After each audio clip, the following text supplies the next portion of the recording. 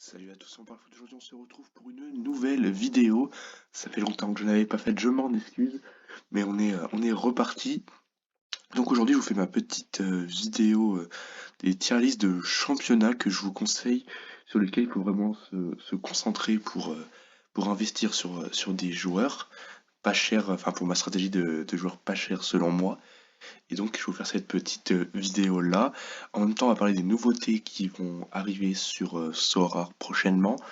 Donc on va pas perdre de temps et l'on va commencer directement. Donc on va commencer avec le championnat italien. Donc pour moi le championnat italien c'est un peu trop cher. Parce qu'on a quand même pas mal de joueurs qui sont connus. Et donc c'est vrai que le prix pour essayer de trouver des petites pépites qui jouent, c'est quand même très très dur. Comme c'est un championnat très très médiatisé, vous avez très peu de chances de trouver des bons joueurs là-dessus. Ensuite, le championnat péruvien, pour moi, il serait bon, je dirais championnat péruvien, parce que bon, bah, les prix sont moins chers, comme il y a moins de gens qui les connaissent. Mais je ne le présentais pas très bon, parce que ça va être très dur de faire une belle plus-value si les joueurs explosent. Il va falloir attendre vraiment très très longtemps. Parce que, comme ça, je suis très peu connu, avant que la fame me monte autour de certains joueurs, ça risque d'être très très très dur. Donc si vous voulez les garder sur le long terme, c'est vraiment très très rentable, en attendant qu'ils partent en Europe. Mais sinon, je trouve que c'est un très bon championnat pour investir sur des jeunes joueurs. Ensuite, les Pays-Bas. Pour moi, le Pays-Bas, c'est l'un des meilleurs championnats. Pour moi, personnellement, je trouve, parce que on a des joueurs vraiment vraiment pas chers qui jouent dans des petits clubs, les Fortuna Sittard, les Nijmegen, les Sparta Rotterdam, bref, on a plein de joueurs qui peuvent être pas chers à trouver, c'est très très bien. Et en plus, ils peuvent vite vite monter. Comme par exemple, je vous l'avais montré mon joueur Michelis qui joue du côté c'est quoi, William 2, où durant l'année, il est quand même monté à x4, x5 du prix qu'il est actuellement.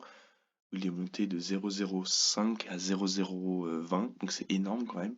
Donc on peut vite vite faire de belles belles plus-values avec le championnat néerlandais.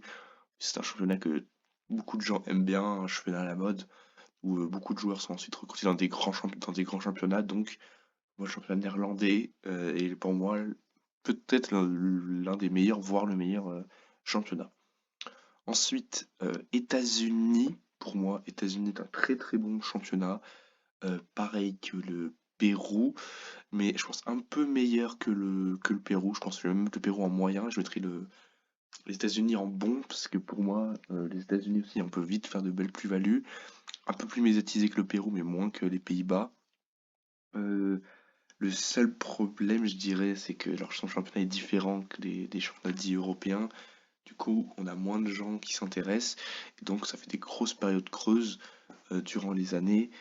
Donc ouais, mais sinon je trouve quand même que c'est un très très bon championnat sur lequel je vous conseille d'investir, même s'il y a de plus en plus de gens qui vont dessus. Du coup, bah, c'est très très dur de faire de bonnes pioches, mais il y a pas mal de paris à tenter.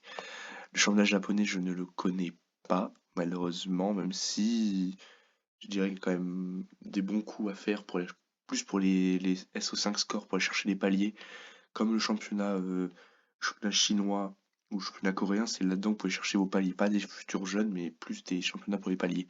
Donc allez, je veux dire, on va peu près ça, on va dire qu'il est moyen. Le championnat espagnol, c'est comme l'Italie, c'est trop cher aussi. L'Italie, c'est trop cher, l'Espagne, c'est trop cher aussi, c'est très très dur de chercher les bons coups. Le problème, c'est que ces championnats trop médiatisés, donc je dirais France aussi. Allemagne, pareil, et Angleterre, n'en parlons pas, mais ouais, voilà. Entre les 5 championnats, c'est très très dur d'aller chercher. Plus pour aller chercher des joueurs confirmés, c'est mieux, mais c'est trop cher pour faire des paris. C'est vraiment tenter des paris très long terme alors. Avec des joueurs qui jouent pas, donc c'est très très très très dur à trouver. Suisse, ben, il y a très peu d'équipes, donc c'est assez limité. Argentine, c'est un très bon championnat parce que c'est quand même plus médiatisé que le Pérou.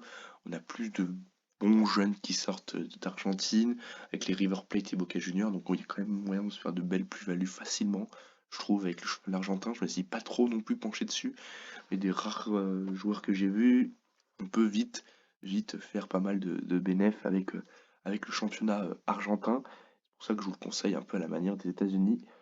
Championnat autrichien, je le trouve très bon aussi, parce que c'est un championnat européen, c'est l'antichambre un peu de l'Allemagne. Et donc, moi je trouve que le championnat autrichien, on peut trouver de très bons joueurs à des prix vraiment très raisonnables. Et je trouve que c'est pas volé que de mettre championnat autrichien. Juste le petit bémol que je mettrais par rapport aux Pays-Bas, c'est que on a cette petite trêve de 2 mois au milieu de la saison et ça coupe un peu le rythme et c'est dommage. Mais c'est là que vous pouvez faire de belles plus-values aussi. C'est un peu un contre-coup. Quand vous avez les joueurs, le problème c'est que vous pouvez pas les vendre, le prix va s'effondrer. Mais si vous avez des bons coups à tenter, c'est maintenant où les prix peuvent se diviser par 4 par rapport à leur prix habituel. Je mettrais la Russie aussi dans le même cas. Mais la Russie, on a quand même des joueurs plus confirmés. Ça, je trouve vraiment très bon parce que cette trêve justement qu'on retrouve en Russie, elle est bien parce qu'on a vraiment des joueurs confirmés. Je me rappelle des Quincy Promes, etc., qui étaient vraiment pas chers, qui étaient vraiment dans un budget abordable. Alors ce sont des vraiment très très bons joueurs, donc ça fait plaisir. Après, je prends pas en compte l'actualité autour de ce conflit. Si on prend en compte l'actualité autour de ce conflit, le championnat russe risque d'être très compliqué. Et alors là, je le mettrais en moyen si on suit l'actualité. Mais sinon, très très bon championnat. Belge, pour moi, c'est comme les Pays-Bas. On peut faire des. C'est des championnats sur lesquels je pioche moins, hein. C'est quand même là que c'est parfait pour aller chercher aux jeunes. C'est un très très bon championnat pour moi que le championnat belge. Brésil, je dirais au même niveau que l'Argentine, voire un tout petit peu au-dessus. Pareil, on peut trouver de très bons joueurs. Ça forme pas mal de bons joueurs là-bas. C'est vraiment très très intéressant.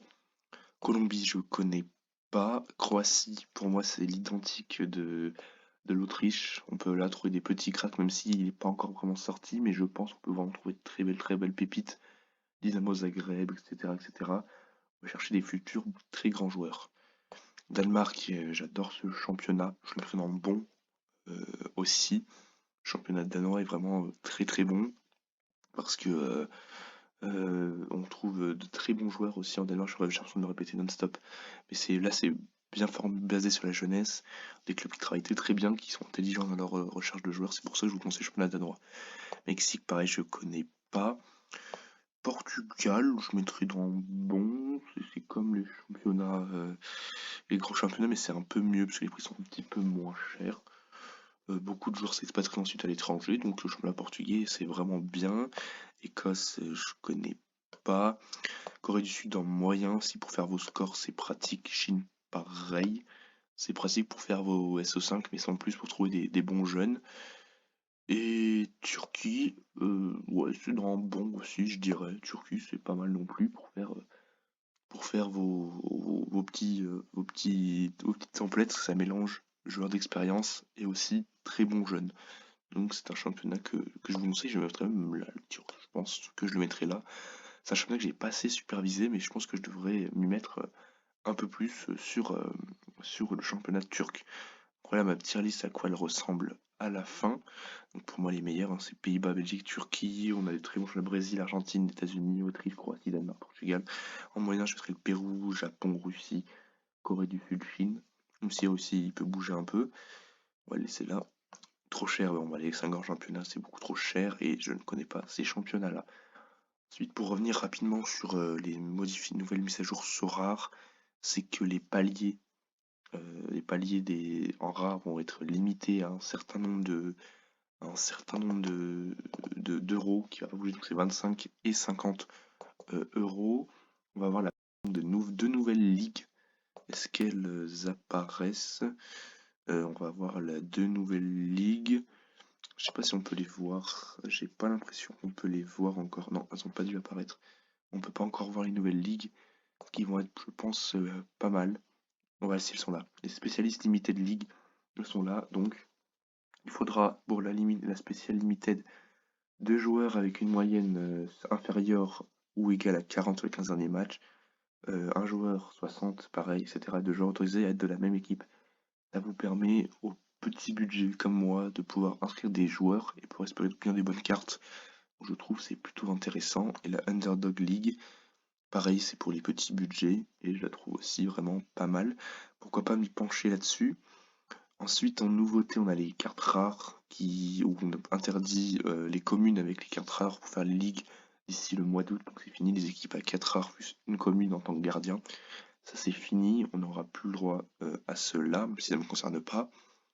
On va avoir les prochaines cartes Corée, Japon, Chine et États-Unis pour 2022 qui vont bientôt apparaître. Donc je vais essayer de vous afficher le design, elles sont plutôt jolies, je les trouve pas mal, je trouve personnellement. Attends, je peux aller essayer de vous les trouver. Hop. Je vais essayer de vous les trouver normalement. On peut peut-être les voir si je dis pas de bêtises. Est-ce qu'elles apparaissent? Hop, est-ce qu'on peut voir les nouvelles cartes? Non, j'ai pas l'impression qu'on a le nouveau design. Non, j'ai pas l'impression. Bon, bref, c'est pas bien grave. Pendant que je parle, j'essaie de les trouver. Et j'ai pas l'impression qu'ils sont plus... Ah, voilà, c'est là. Ils vont peut-être être là. Ah, voilà, on a le nouveau design de ces cartes. Donc, hop. Voilà le nouveau design de à quoi vont ressembler les nouvelles cartes pour l'année prochaine. Je sais pas ce que vous en pensez. Moi, je les trouve plutôt jolies. Aspect vitré, moi, je les trouve pas mal. Je trouve qu'elles sont plus épurées que celles de cette année. Donc, pour moi, c'est un grand oui. Et après, j'ai pas l'impression d'avoir oublié autre chose. Mais sinon, voilà, c'est à peu près tout ce que j'avais à vous dire. Si vous découvrez la chaîne, n'hésitez pas à vous abonner, n'hésitez pas à liker cette vidéo si elle vous a plu, à partager à vos amis. C'était On parle foot, portez-vous bien, à bientôt.